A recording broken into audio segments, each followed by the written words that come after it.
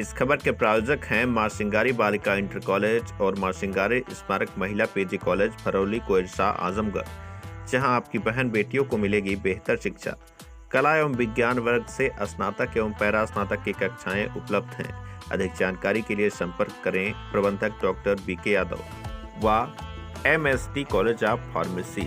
12वीं के बाद मेडिकल के क्षेत्र में अपना करियर चुने, करे रोजगार परक कोर्स बी फार्मा, तो देर किस बात की। एडमिशन ओपन है, सीटें भी सीमित हैं। अधिक जानकारी के लिए संपर्क करें व्यवस्थापक विभव कुमार यादव उर्फ आंसू से।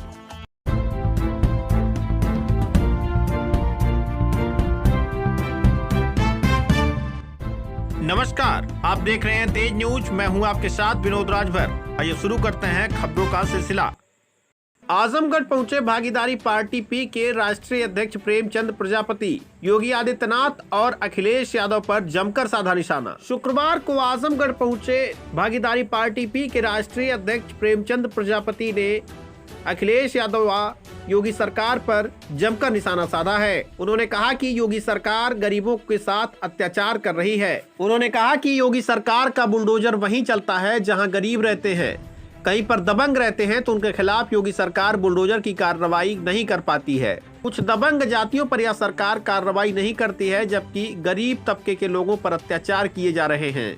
वहीं मंगेश यादव एनकाउंटर को लेकर अखिलेश यादव के बयान पर प्रेमचंद प्रजापति ने जमकर निशाना साधा। उन्होंने कहा कि स्वजातीय लोगों के लिए अखिलेश यादव तो खड़े हो जाते हैं, लेकिन अन्य पिछड़े वर्ग के जो लोग हैं उनके लिए अखिलेश यादव कतई खड़े नहीं होते। उन्होंने ऐसी कई घटनाएं गिनाई जिसमें अखिलेश यादव ने कोई विशेष रुचि नहीं ली थी। जानकारी के लिए बता दें कि बुढ़नपुर तहसील पर शुक्रवार को वृहद धरने का आयोजन होना था, लेकिन बरसात के चलते धरना हो नहीं सका और कार्यक्रम पूरी तरह से अस्त व्यस्त हो गया। जिसको लेकर जानकारी देते हुए प्रेमचंद प्रजापति ने बताया कि हम लोग भविष्य में एक बार फिर से बैठक करेंगे और निर्णय लेंगे कि यह धरना कब हो। उन्होंने बताया कि बुढ़नपुर तहसील क्षेत्र के ही एक प्रजापति समाज के व्यक्ति के साथ प्रशासन द्वारा उत्पीड़न किया गया। ऐसे में प्रजापति समाज इस उत्पीड़न के खिलाफ अब सड़क पर उतरने को बाध्य है। उन्होंने कहा कि हम जल्द ही नई रणनीति बनाकर नए तरीके से बुढ़नपुर तहसील में प्रदर्शन करेंगे। प्रेमचंद प्रजापति, राष्ट्रीय अध्यक्ष भागीदारी पार्टी। आज आप लोगों ने एक धरना का प्रोग्राम रखा था, हालांकि आपने उसको बाद में कैंसिल कर दिया, क्या वजह रही और धरना अग्रिम तिथि क्या है? देखिए, कैंसिल नहीं हुआ है। इतने बरसात हुई कि बरसात में कार्यक्रम अस्त व्यस्त हो गया, गाड़ियां नहीं पहुंच पाई, लोग नहीं पहुंच पाए, तो ये हुआ कि चलिए अब कोई और डेट डिसाइड करके तो बड़े स्तर पे करेंगे। देखिए, कल मैं आजमगढ़ में आया, इस भारतीय जनता पार्टी की सरकार में स्थित है। कल निजामाबाद में एक हमारे संगठन के साथी हैं, वहाँ के शासन प्रशासन के लोग मिलके गलत तरीके से उनकी ज़मीन को बेचना चाह रहे थे, ऑर्डर कर दिए। फिर वहाँ जब लोगों को पता चला तो लोगों ने विरोध किया। कल हम लोग बड़े स्तर पर जिला मुख्यालय पे घेराव का कार्यक्रम था, तो पता चला कि शासन प्रशासन के लोगों को पता चल गया, तो पहले ही जाके उन्होंने मामले को आपस में समझौता किया। और आज आप लोगों ने देखा यहाँ जगह जो ये तहसील है बुढ़नपुर तहसील के अंतर्गत एक प्रजापति समाज की 130 वर्ष पुरानी धर्मशाला थी। किस गांव में? ये भैरव बाबा। अच्छा, भैरव बाबा। हाँ, तो अब इस सरकार के लोगों ने गलत तरीके से पूरे बिल्डिंग को ढहा दिया, तो लोगों में, यहाँ के लोगों में बड़ा आक्रोश था। क्यों गिराई गई बिल्डिंग?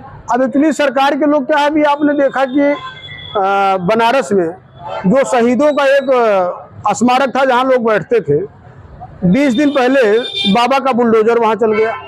बाबा का बुलडोजर जहाँ, मतलब ये मान लीजिए कि बुलडोजर जहाँ दबंग जाति के लोग हैं, बाबा का बुलडोजर वहाँ नहीं चल रहा है। जहाँ कमजोर उपेक्षित वर्ग के लोग हैं वहाँ बाबा का बुलडोजर चल जा रहा है। और जाति से क्या मतलब है आपका? दबंग जाति से मतलब है कि वहाँ जगह बुलडोजर चलेगा तो कुछ और चलने लगेगा वहाँ जगह। नहीं, दबंग जाति से क्या मतलब है? देखो, दबंग जाति का, मैं किसी जाति का विरोध नहीं हूँ। दबंग का मतलब है कि जो क्रिमिनल टाइप के लोग हैं, वो किसी जाति के लोग हैं। जो दबंग का मतलब है जो क्रिमिनल है, जो भूमाफिया है, जो उपेक्षित वर्ग है, जो गरीब लोग है, जो जाति उत्पीड़न कर रहा है। जैसे बाबा का बुलडोजर है, बाबा का बुलडोजर आप देखो कि जो बड़े माफिया हैं उनके ऊपर नहीं चलता है। उनकी पार्टी में कम से कम 4 दर्जन बड़े माफिया हैं, उनका नाम नहीं लेना चाह रहा हूँ। बाबा का बुलडोजर उनके ऊपर नहीं चलेगा। बाबा का बुलडोजर किसके ऊपर चलेगा? जो बेचारा एकदम निचले स्तर का व्यक्ति है, उसके यहाँ बुलडोजर चला के माहौल बनाते हैं। नहीं, आखिर जो जिनके ऊपर जिनकी आप बात कर रहे हैं, जिनके ऊपर चला है बुलडोजर, आखिर क्या वजह है, उनके ऊपर क्यों चला है? मैंने बताया कि जो कमजोर व्यक्ति है, बाबा का बुलडोजर वहां चल रहा है। मतलब कोई मतलब नहीं। देखो खतौनी, मैंने तो कहा कि भाई उसका पेपर वगैरह देखकर फिर काम करना चाहिए, उससे कोई मतलब नहीं है। अभी लेटेस्ट बात बताऊं मैं, आपके बगल का जिला देवरिया है। देवरिया में 13 वर्ष की उम्र में अमर शहीद रामचंद्र विद्यार्थी ने अंग्रेजों से लोहा लिया था, अंग्रेजों को भगाया था, गोली चलाई थी उन्होंने, और जिसमें उनकी मृत्यु हो गई थी। उनके नाम से पूर्व जिलाधिकारी ने, जो वहाँ का स्मारक जमीन थी वो ऐसी पड़ी हुई थी, उन्होंने उसकी सुंदरीकरण करवाया, चारों तरफ से उसको बाउंड्री कराया। और अभी पर्यटन विभाग ने, जो पर्यटन विभाग के राज्य मंत्री हैं, मैं तो कहता हूँ उनको भगवान बुद्धि दे, उनके लोगों के द्वारा वहाँ जगह ले जाके शिलान्यास कर दिया गया कि हम यहाँ पर्यटन विभाग का ऑफिस बनाएंगे। एक जगह आप एक तरफ शहीदों के सम्मान की बात कर रहे हो, एक तरफ शहीदों का अपमान भी कर रहे हो। उस भवन को आपने पूरी, मतलब आप समझ लो, मैं वीडियो दिखाऊं आपको, पूरे स्मारक के अंदर जो है नया निर्माण कार्य हो रहा है। अब अभी हम गए थे वहां पूरे दल बल के साथ, हमने अल्टीमेटम दिया कि इस काम को रुकवा दो, नहीं 18 तारीख को देवरिया में खूनी क्रांति हो जाएगी। और 18 अक्टूबर को हम कम से कम 10-15 जिलों के लोगों के साथ वहाँ देवरिया मुख्यालय का घेराव करने जा रहे हैं। हमारे कहने का मतलब, जो अमर शहीद रामचंद्र विद्यार्थी हैं वो किसी जाति विशेष के नहीं, उन्होंने देश के लिए लड़ा, और एक स्मारक को सरकार ने बनाया, फिर वही बाबा की सरकार उस पर जो है भूमि अधिग्रहण कर रही है। तो मेरे कहने का मतलब है, इस तरह का जो सौतेला व्यवहार इस सरकार में हो रहा है, और हम तो कह रहे हैं कि आने वाले समय में अगर इन लोगों ने अपनी गतिविधियों को बदला नहीं तो इनकी स्थिति ऐसी होगी कि एक हमारे नेताजी कहते थे ना कि तुमको मैं वहाँ भेजूंगा जहाँ तुमको भीख मांगने की ट्रेनिंग दी जाती है। मतलब कि बाबा महाराज जी, योगी आदित्यनाथ जी को हम लोग वहाँ भेजेंगे जहाँ गोरखपुर का मठ है, जहाँ भीख मांगने की ट्रेनिंग दी जाती है, वहाँ भेजने की तैयारी में है। और इसको तैयारी को मजबूत करने के लिए प्रजापति, निषाद, पाल, विश्वकर्मा, नाई, ये जो उपेक्षित वर्ग है, ये सब गोलबंद हो रहा है।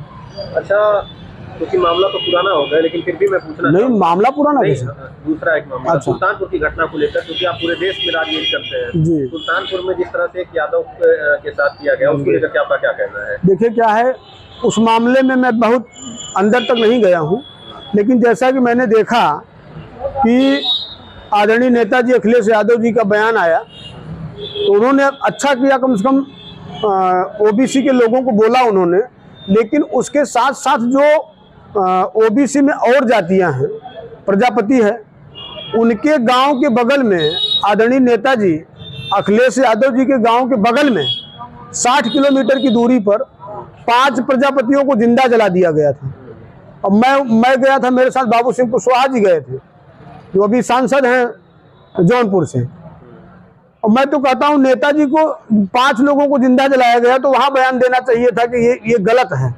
लेकिन तकलीफ इस बात की है, जो अपने आप को पिछड़ों के नेता कहते हैं, उन्होंने उस पर कोई बयान नहीं दिया। और आज जब मंगेश भाई का मामला हुआ, जो एक इधर बुंदेलखंड में एक यादव का और मामला हुआ था जो बालू के कारोबारी थे, तब भी उनका बयान आया था, और अभी मंगेश जी के भी मामले में बयान आया है।